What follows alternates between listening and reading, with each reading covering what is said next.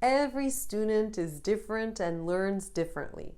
Some students feel that they read better than they write, others that they understand better than they speak, and so on. Each person has their strengths and weaknesses. I have been teaching Portuguese for over 10 years now, and this experience has made very clear to me what are the most common mistakes students make as beginners. These are common when writing, but many times are reflected in speech. So let me pinpoint 4 of them so you can improve your Portuguese. Make sure to watch the video until the end, since we have a little challenge for you to test how well you can identify and correct these mistakes. If you enjoy my content, don't forget to subscribe to my channel. I am so close to reaching 10,000 subscribers. Also, consider being my patron on Patreon for various perks. E agora, vamos começar!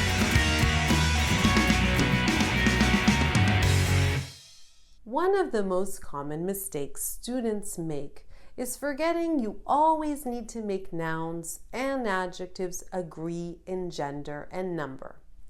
I know that after a while it sounds easy, but many intermediate students still make this mistake.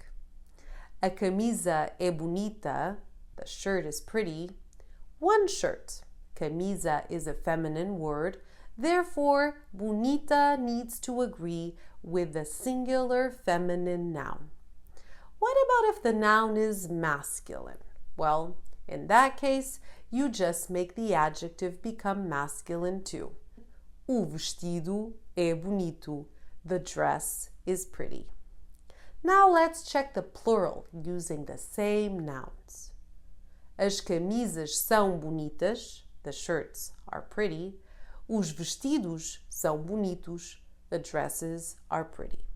Most adjectives end with an O, and they can be made feminine just by changing the final O to an A. To make it plural, add an S. Simpático, simpática, simpáticos, simpáticas. But pay attention when the adjectives end with an E, Z, S, or an R. The rules are different.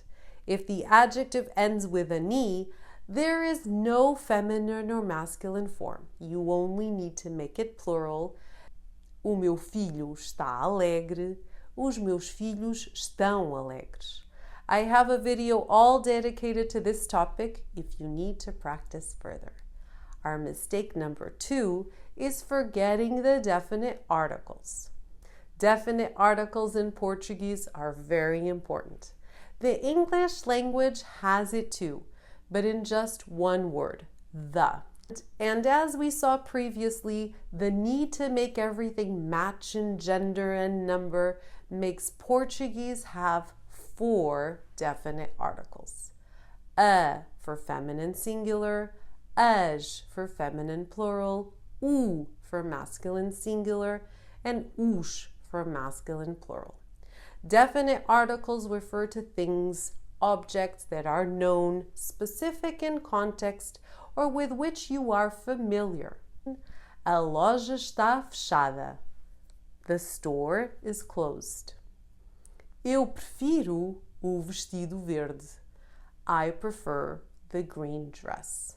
You can see how English also uses these articles when speaking about a specific item known by all in the conversation. Now let's look at o Manuel é português. Manuel is Portuguese.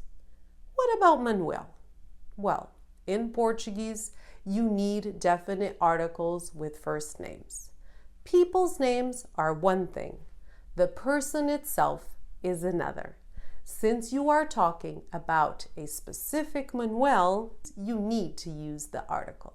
The only exception to this rule, where it is common to drop the article, is when someone is famous or well known. In those cases, you can read Mozart foi músico fantástico. Mozart was an amazing musician. Many authors also choose to omit the definite articles before names, but has to do with personal style. In daily Portuguese, you will hear and be expected to use the definite articles. Also, remember that in formal settings, we use the definite articles before names when addressing someone directly. O João quer mais vinho? You are asking directly, would you like more wine? Mistake number 3, students tend to forget to agree the gender and number when using possessive pronouns. Linked to the previous mistake, possessives can be very confusing for students. Most of them go before the noun, just like in English. O meu carro, my car, a minha casa, my house. Note that in these sentences, you will need the article.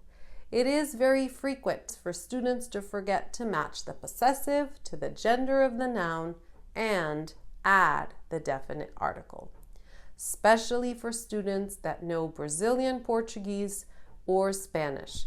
If I own 2 cars, I must agree the possessive with the plural masculine word, carros. Os meus carros, my cars.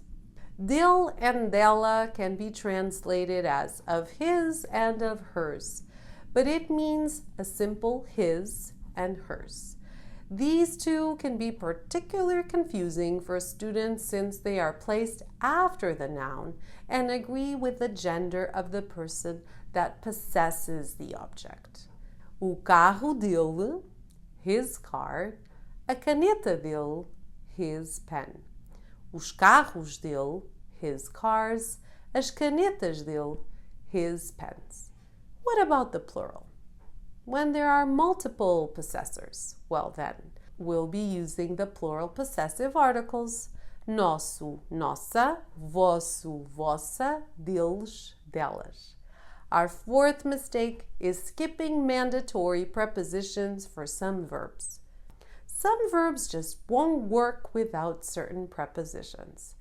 For some verbs, this is logic and happens the same way in English as well. For instance, to live, morar or viver, whether you live in a place or with someone. I live in Portugal with my family. Eu moro, ou eu vivo, em Portugal com a minha família. But some verbs in Portuguese require certain prepositions that when translated literally make very little sense. These you just need to memorize and practice them. One great example is the verb gostar. Gostar needs the preposition de when you are speaking about the things you like. Eu gosto de maçãs. I like apples. Eu gosto de tocar piano. I like to play the piano. Another verb that also needs the preposition de is precisar. Precisar de, to need or to need to. Preciso de falar contigo. I need to talk to you. Make sure to practice and master verbs that go along with certain prepositions. I hope you found this video helpful. I will leave in the description below a small text for you to read and identify what needs to be corrected. Do you struggle with any of these grammar mistakes? Share with me in the comments your feedback. Até a próxima!